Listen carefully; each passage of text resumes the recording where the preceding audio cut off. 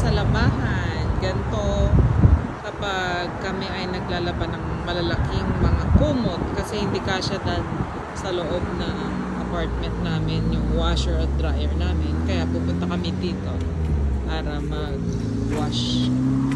So, open sila 7 o'clock hanggang 6 p.m.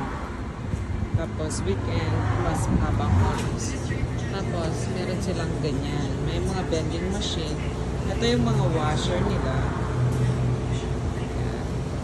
So, itong mga malaliit, $3.99 washer. So, $3.99. Tapos, may vending machine. May ATM machine din. May TV, may wifi. Ito naman yung mga malalaki. Yung mga malalaki, bayad naman $6.99.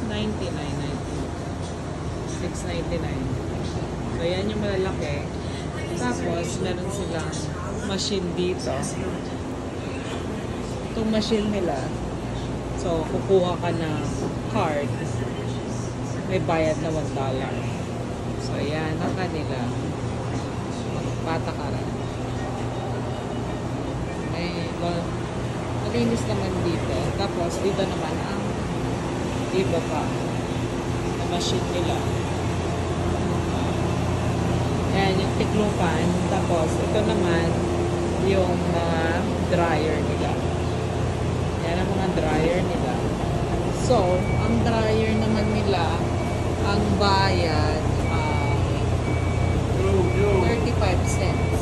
Price, 35 cents. So 6 minutes. 6 minutes siya. Alright. Tapos na yung labado namin.